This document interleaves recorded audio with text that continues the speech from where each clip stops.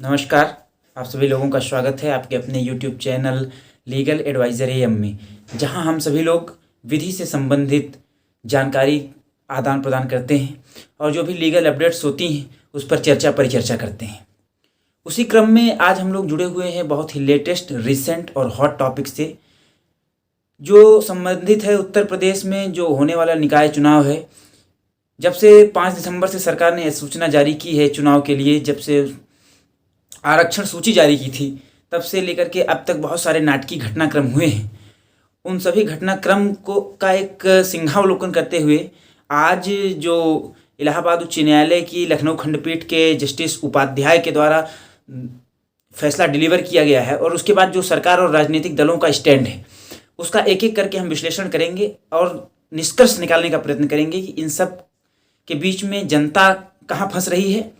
और इनका अंत में रिजल्ट क्या हो सकता है, क्या क्या हो सकता है, क्या संभावनाएं हैं, उस पर सब हम चर्चा करेंगे। और इसके लिए ज़रूरी है कि आप वीडियो में अंत तक बने रहें और बिना स्किप किए वीडियो को देखें, तभी आप पूरी जानकारी ले पाएंगे। साथ ही साथ आपसे निवेदन है कि अगर आप चैनल पर नए हैं तो चैनल को सब्सक्राइब करिए और बेल आइकन जरूर दबाइए, तथा अगर जानकारी अच्छी लगे तो ज़्यादा से ज़्यादा शेयर करिए, ताकि ये जो निकाय चुनाव का घटनाक्रम है, राजनीतिक और लीगल टर्म्स दोनों पर, वह जनता के मध्य आसान शब्दों में पहुंच सके। Like, share, subscribe. आइए बिना विलंब किए वीडियो प्रारंभ करते हैं। दोस्तों, आप सभी लोगों को पता है कि उत्तर प्रदेश के जो निकाय हैं, नगर निकाय में नगर निगम, नगर पालिका और नगर पंचायत, इन तीनों में जो इनके अध्यक्ष हैं और इनके जो सभासद, पार्षद और वार्ड मेंबर हैं, इनके जो कार्यकाल है वो जनवरी में के मतलब दूसरे सप्ताह में सारे समाप्त हो रहे हैं। तो यह आवश्यक था कि इसके पूर्व ही चुनाव कराए जाएं।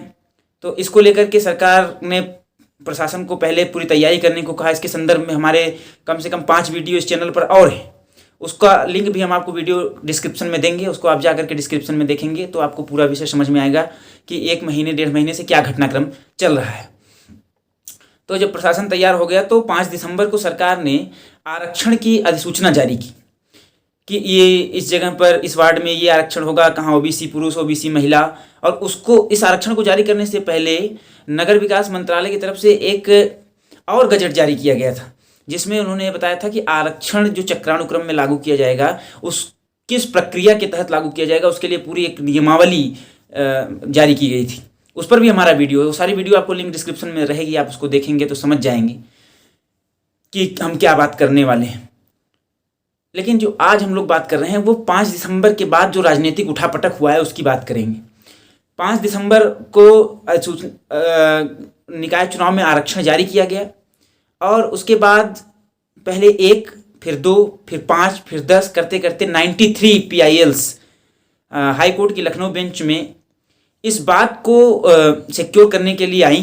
कि जो आरक्षण दिया गया है वो पहली बात तो लिमिट से ऊपर है। दूसरी बात, एक और बात कॉमन निकल के आई कि जो सुप्रीम कोर्ट ने निकाय चुनाव में ट्रिपल लेयर टेस्ट यानी कि त्रिस्तरीय परीक्षण की बात की थी, 3 सूत्र दिए थे परीक्षण के लिए ओबीसी आरक्षण तय करने के लिए, उसका अनुपालन सरकार ने नहीं किया है, ऐसा आरोप भी उस आरक्षण सूची जारी करने के बाद हुआ, जिस पर लगातार डिस्कशन हुआ। और इतना डिस्कशन हुआ, ये मामला इतना हॉट था कि कोर्ट बंद होने के बाद, कोर्ट में अवकाश घोषित होने के बाद भी स्पेशल बेंच गठित करके इस मामले की सुनवाई हुई। और इस मामले की सुनवाई होने के बाद उसे 22 तारीख को कोर्ट ने रिजर्व कर लिया था।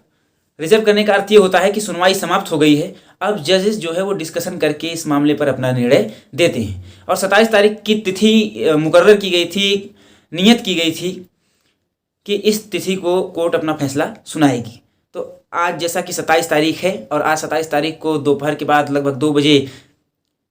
न्यायालय का यह फैसला आया कि जो सरकार ने आरक्षण जारी किया है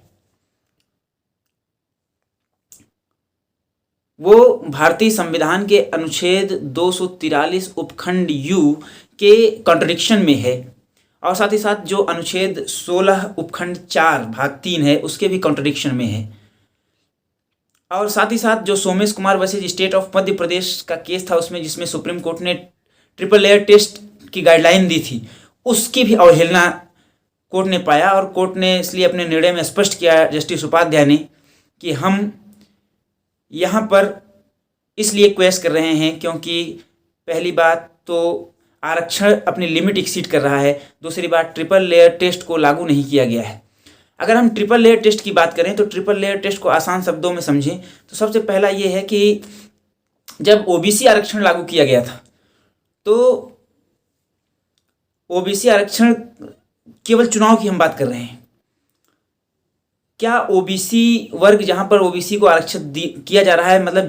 जिसे जनरल में से ओबीसी कैटेगरी में रखा गया है, क्या वह व्यक्ति, उसका सोशियो इकोनॉमिक कंडीशन ऐसा नहीं है कि वह जनरल के साथ चुनाव में फाइट कर सके, या अगर जनरल चुनाव में फाइट कर रहे हैं, अनारक्षित सीट है तो वहाँ उसके साथ वो कम्पीट कर सकता है या नहीं कर सकता है? अगर उसका क्या उत्तर आता है, पहला। दूसरा बात, फिर उस क्षेत्र में ओबीसी की जनसंख्या कितनी है? और तीसरी बात, इस आरक्षण को लागू करने के बाद क्या जितनी ओबीसी आरक्षण की लिमिट है वो ओबीसी आरक्षण की limit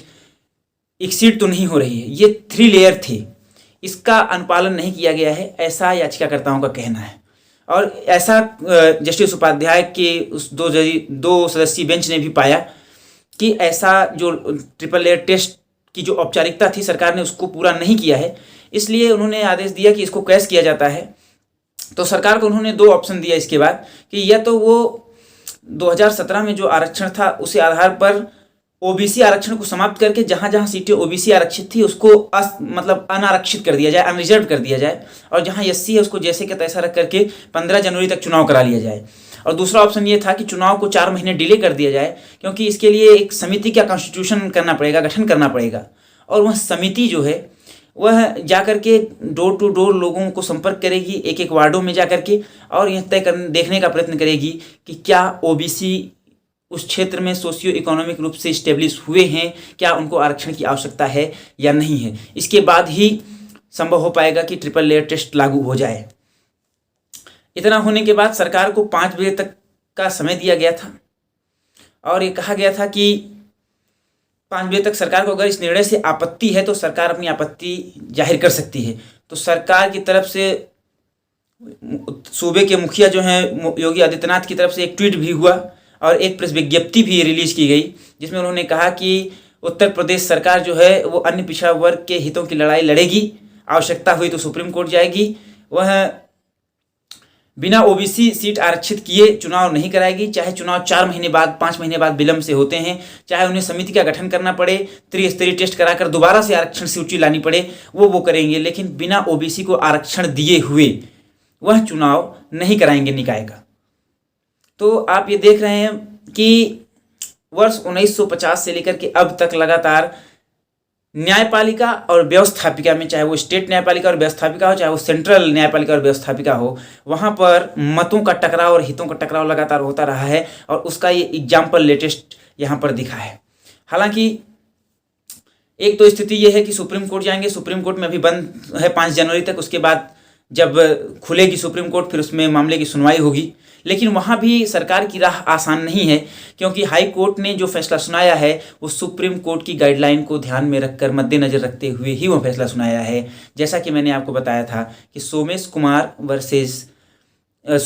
versus State of MP के मामले में सुप्रीम कोर्ट ने ट्रिपल लेयर टेस्ट वाली गाइडलाइन निकाय चुनाव के लिए ओबीसी आरक्षण को देखते हुए दी थी। दूसरी बात यह है कि सरकार चाहे तो जैसा कोर्ट ने कहा कि ओबीसी आरक्षण को रद्द करते हुए यह चुनाव कराए, बाद में समिति का गठन करके अगले निकाय चुनाव में ट्रिपल लेयर टेस्ट के साथ आरक्षण लागू करे, या अंतिम विकल्प ये है कि सरकार चुनाव को डिले करे और ट्रिपल लेयर टेस्ट करा करके पुनः आरक्षण सूची जारी करे और चुनाव कराए। तो ये सरकार के पास ऑप्शन है। और अभी जो सूत्रों से या सोशल मीडिया से जो भी जितने भी हमारे पास माध्यम थे, उन माध्यमों से अभी हमें जो सूचना प्राप्त हो रही है वो सूचना यही कह रही है कि सरकार चुनाव विलंब कर सकती है, लेकिन बिना ओबीसी आरक्षण तय किए वो चुनाव नहीं कराएगी। ओबीसी की सीटें जरूर आरक्षित रहेंगी निकाय चुनाव में, क्योंकि एक के बाद एक राजनीतिक पार्टियां भी इसमें कूद रही हैं, चाहे वो मायावती हो, मुलायम सिंह यादव हो, आरएलडी हो, कांग्रेस हो, भाजपा हो, AK शर्मा हो, ब्रजेश पाठक हो, योगी आदित्यनाथ हों, सारे लोग एक एक करके इसमें कूद रहे हैं इस रण में और अपनी अपनी बात रख रहे हैं। तो आप मान के चलिए कि चुनाव लेट हो जाएगा, लेकिन बिना ओबीसी की सीटें आरक्षित किए हुए उत्तर प्रदेश में निकाय चुनाव संपन्न नहीं होंगे। ऐसा उत्तर प्रदेश सरकार की सोच है, ऐसा उत्तर प्रदेश सरकार का मानना है कि वो ओबीसी यानी अन्य पिछड़ा वर्ग जो है उनके हितों के साथ खिलवाड़ नहीं कर सकते हैं, उन्हें आरक्षण मिलना ही चाहिए। हालांकि आरक्षण एक ऐसा मुद्दा है भारत में जो लगातार राजनीति की वेदी पर बलि चढ़ता रहा है और लगातार इसका यूज़ मिसयूज़ सब होता रहा है और एक बार फिर से यह राजनीतिक रूप से सक्रिय हुआ है। देखते हैं ये आगे कहाँ तक चलता है। आगे कुछ और जो भी होगा अपडेट उसके संदर्भ में हम आपसे चर्चा करेंगे, लेकिन अभी तक आप यही समझिए कि कोर्ट के निर्णय के विरुद्ध उत्तर प्रदेश सरकार ने अपना स्टैंड, अपना रवैया अख्तियार किया है और वह उसके विरुद्ध सुप्रीम कोर्ट तक जाएंगे, लेकिन बिना ओबीसी आरक्षण तय किए चुनाव नहीं कराएंगे। बहुत बहुत धन्यवाद।